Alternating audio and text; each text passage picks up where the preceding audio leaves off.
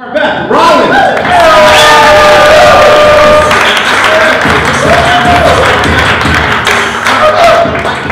I heard that right. My name is Carveth.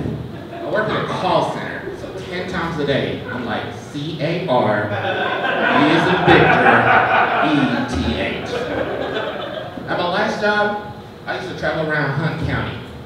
And sometimes I stop at this hole-in-the-wall restaurant in West Tawakoni. Now, if you've never heard of West Tawakoni, it's the kind of place that the black population doubled every time I went through it. This place had a barbecue sandwich, homemade fries, and a drink for $3.69. I walk inside, and an older white customer yells out, "Uh-oh, there's a black man in your store!" I was like, "Where?"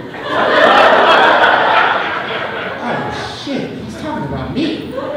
The guy behind the counter, he's like, "Hey, you know the barbecue special that I always get?" I was like, "Yeah." Then I hear, "The black man wants barbecue. Who would have guessed it?" I started thinking to myself, did black people take over barbecue now? He then asked me if I knew why Adam from Adam and Eve couldn't have been a black man. I was like, "Why?" He said, "Have you ever tried taking a rib from a black guy?" I was horrified. That was the best joke this racist could come up with? What's he gonna follow that up with next? Why did the black guy cross the road? Come on, that's obvious. Gentrification. If you thought he was gonna fry that chicken, you might be a little racist. I was 13 when I discovered jacking off. It became my favorite thing to do.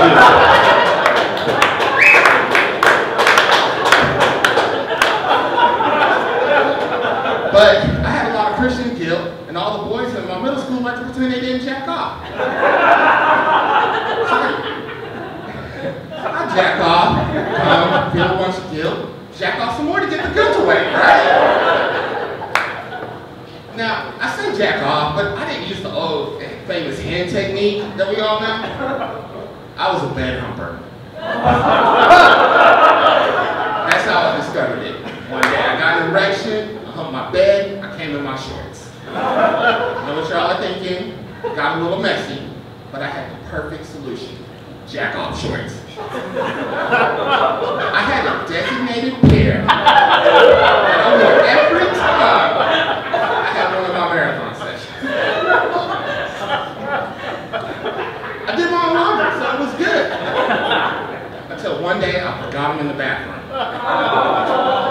And my dad found them. "Son, what the hell go on here?" Sorry, my family's foreign. We were born in the Caribbean. So my dad has an accent. Like, I used to have an accent too back in the day, before Trump got elected.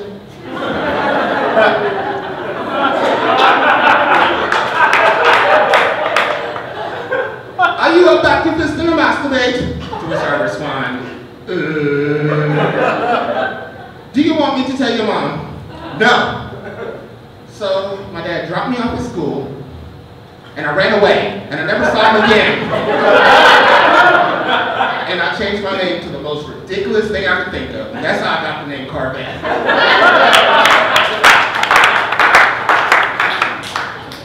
I had an ex named Christian, and we had a 2-girl, 1-cup relationship.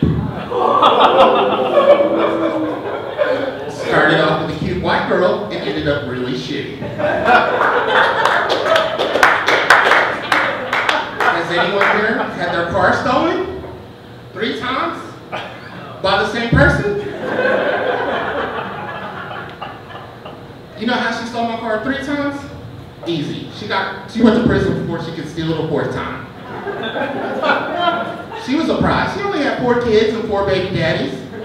Her last baby daddy's name was Carl. I knew it as soon as I met her. She had it tattooed on her right tit.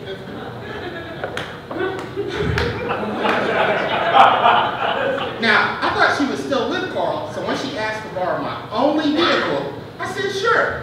Because if I were Carl, and my baby mama went to work as a CNA and came home with a new sports car, I'd be a little suspicious, right? Well, it turns out Christian lies, and Carl didn't ask a lot of questions because she let him drive it too. Well, she doesn't bring my car back. And she stops answering my calls and texts, which is messed up. I put her on my phone plan. My friends had to give me rides to work. You know, they started calling me Beth because I didn't have a car anymore. So, my ex-wife had to give me a ride to our divorce hearing. That's how bad it got. And one of my friends was like, hey, look, I can take you over to Carl's to get your car back. I was like, nah, she'll bring it back eventually. So this friend, she takes me to Jack in the Box. I get the potato wedges, but they forget my ranch. And so I was like, hey, can you take me back to get my ranch? My friend said no. I was like, damn it, take me to get my car back. So at 2 in the morning with my spare key, I stole my car back. A couple weeks later, I take her back again. I let her borrow the car again. And she doesn't come back again. Well, now, her and Carl have both sets of my keys, so I report my car stolen. So they got a nice surprise of 5 cops with their guns drawn. She calls me up, she's freaked out. She's like, they impounded your car. I was like, they didn't arrest you?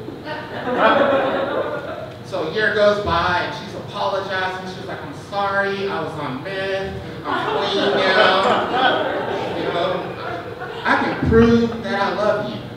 She said, take me to a tattoo shop. And she had the Carl tattoo changed to Carveth. Can we get it? Oh, they wouldn't let me. I'll put it on Facebook later. So things were going good until she stole my car again. And I had to steal it back with help from her grandma. A couple weeks later, I get a collect call from jail. And I didn't answer it, but I looked online. She got arrested. Unauthorized use of some other guy's vehicle. Yeah, thank you. Y'all big break.